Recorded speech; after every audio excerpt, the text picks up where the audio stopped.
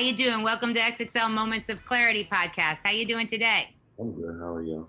Good. All right. So we got another co-host that'll jump on in a little, but we want to get started with you. And so we have Rahman here, and I'm Vanessa. Met a long time ago. I don't know if you remember. I do. Okay. So just we wanted to get started. So how are you doing today? Where are you at? Where are we talking to you? I'm good. I'm actually in New York right now. I got some filming to do, and I'm also in the studio every night as well. So just getting back to work. What can you tell us about a timeline with you in music? What are you comfortable reporting back on and telling us you're doing? There's really no timeline as far as a release, but it's definitely everything is getting back moving with the music, and we get focused on that. Mm-hmm. Of course, everybody had time off with the lockdown and shit like that, not being able to perform or to promote the music or anything like that. So it's just time to get back focused on that. Was it really time off for you, or did you find yourself doing other things that kept you just as busy? I did a ton of other things. I started an online only restaurant. It's called Hot Box by Wiz. Um, it delivers all over the country, and just the actual lockdown, it forced people out of their jobs and out of their kitchens. So we were able to use um, other people's kitchens to cook the same thing. So it was like it kind of worked out. I did a lot of TV.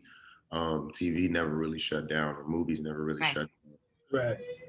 Yeah, I gotta say first and foremost, like salute to the homie Wiz. I ain't talked to you in a minute. I don't know if you remember because it's probably it's been a minute, but you was over at MTV like with Rob and Sway and them doing all this stuff with y'all, and it's been a real pleasure seeing your journey, my brother, and what you've been doing. Yeah. When you was just talking about what you had mentioned, they were saying that like a couple of the artists who's really been doing their thing like within the past like 8 months, like you was at the top of that list. Mm-hmm. Like what has that been like just kind of like navigating through those times? It's been, I wouldn't say cool because like it's fucked up, but um I always position myself to be able to pivot and to be able to do multiple things. So, with TV, even if I'm not all the way on set, I got voiceovers that I do. I got the show called Duncanville that's on Fox. There's a lot of just different ways to benefit off of the lifestyle, other than being on stage. I own jewelry companies, Shop GLD, and these are just things that are based off of, my everyday. But throughout that, I'm able to promote it. My weed company, the Khalifa Kush, my liquor company, McQueen. So those are all things that are just based around my lifestyle, and I'm still able to just keep it moving and pivot and do other things and show my skills in those areas as well.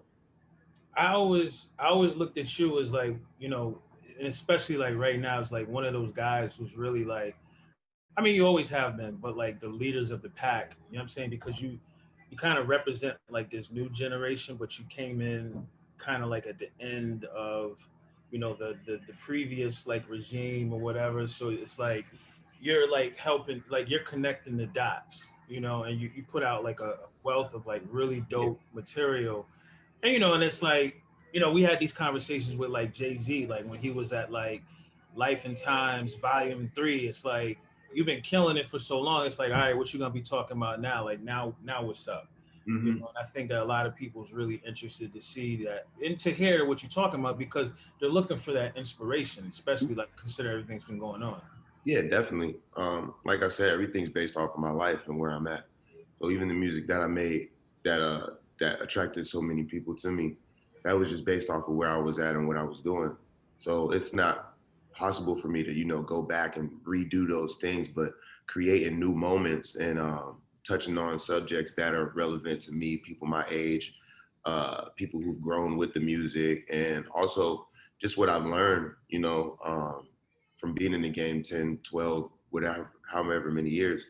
You kind of just mature and you're more aware of what you're saying and who you're saying it to. So a lot of the stuff that, I said before, I would never take it back, but it's like moving forward, there's just different ways to approach that and different ways to raise people and train their minds to, be great and just be their best selves. also have a good time, party, have fun, you know, be lighthearted about it. But definitely just be appropriate to my age and who I'm trying to reach. I have a son, he's 8 years old, and there's a lot of other fathers out there as well. So, you know, just being able to connect on different levels as well as what people already know me for. I think it just opens up a lot more for me as far as my look and as far as my business as well. Yeah, I got my son right here. He's 4 years old. I do my work while I take care of him all day long. Right. How's that been for you? Like, It's been fun, man. It's been a great opportunity to spend a ton of time with my kid. You know, playing video games with him and doing his schoolwork with him and making sure we riding bikes and playing baseball and just all of that real important stuff. The time that you never get back. Um, and sometimes people get so work focused that they forget those moments like every day. So yeah, it gave me a lot of time, and still, I mean, even moving forward, like you said, you got your boy with you right now. I bring my son with me everywhere. We do everything together. So it's just moving forward, kind of just teaching him the game and showing him the right ways to move and letting him develop his own passions and strengths and all of that. that's dope. Wiz, it's been so long since I've seen you. Yeah, I know, right? I haven't seen you forever. Let me show the world. I don't know if they could see the favorite picture we just took the other night. That's fire. At the Swiss Beats listening for the DMX thing. You know, Wiz Khalifa, the Griselda guys, Fabulous. Papoose was in there. Elliot Wilson, Sway, just a lot of people coming out. Well, what's it like for you to? I know in LA. They you know, you've been making the rounds over at Snoop's compound and everything, but what was it like for you to be in New York City, the city just opening up, being that atmosphere with all your peers? Of course, Jim Jones was there, and I almost got sliced in the middle of the Wiz Khalifa Jim Jones lightsaber duel. Vader and Luke Skywalker have nothing on those guys. I almost caught a bad one in the middle of that duel. But what was it like just to be in that atmosphere? It was amazing. I love New York. I love the vibe here. I love the camaraderie here. Those are like my OGs. Those are people that I grew up just listening to and enjoying their music before I even had any concept of what being in the industry is. So to be able to tap in with those guys and, you know, not only just kick it, but get love and respect. And like you say, get into a lightsaber fight with Jim Jones. Like, it's cool. It's a dream come true. And those are actually dudes that when I got to New York, I hit them up personally, like, yo, I'm here. I'm just tapping in, let's blah, blah, blah. And then we all ended up in the same room anyway, all at the same time.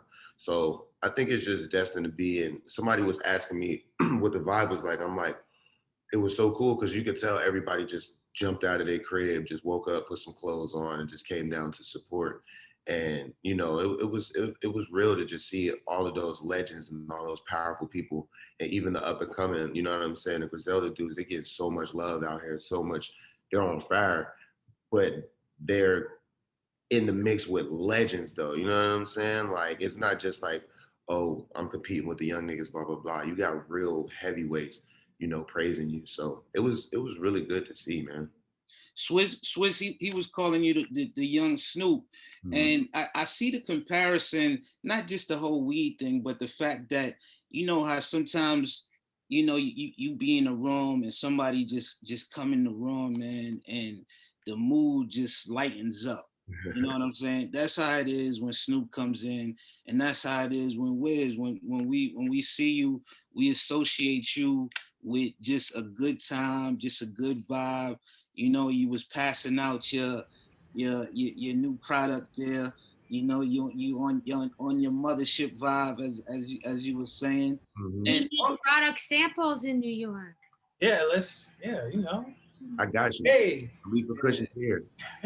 Everybody's been hiding from us because we're in New York and it's been illegal. Now they've legalized it. We're like, send the product in.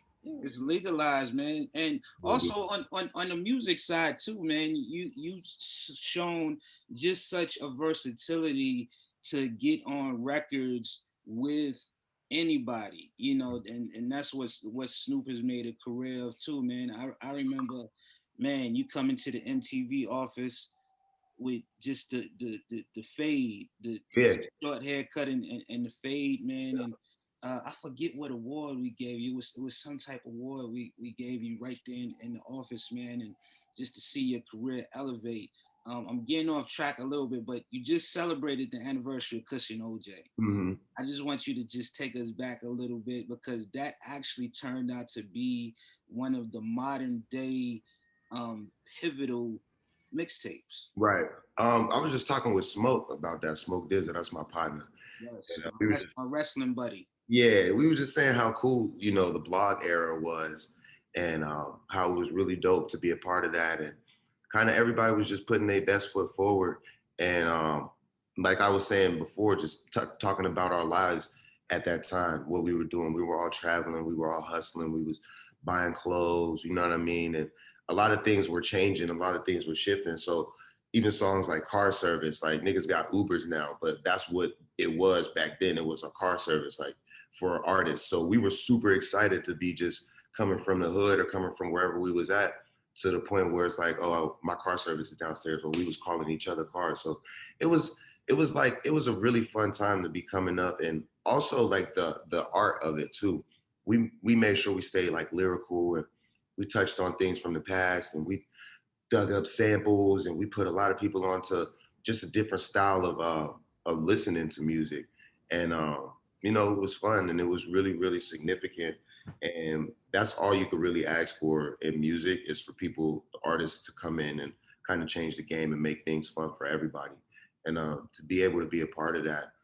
I remember doing my double XL freestyle, and you know, the whole cover, and a lot of stuff that, like the mixtape, like when y'all featured Cushion Orange Juice on MTV, that was huge for me because I was still living in Pittsburgh. So it was a lot of things that when they happened back then, it was like the first of the first. And it really, really kicked it off for me and put me in the space where people would look at me as one of the front runners of that era. Well, I want to personally thank you for Yeah. just upholding the the sensibilities and the artistry from that era.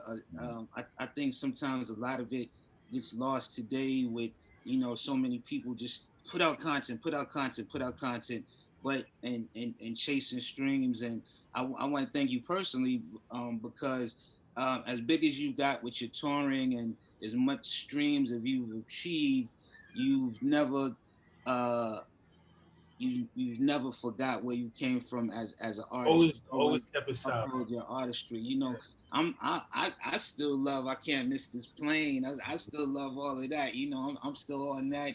You and Currency, my brother C, y'all definitely got to do another project together. I still love y'all as a tag team duo. Speaking of tag team duo, we see you in the ring. We see you building up. I got two questions about that.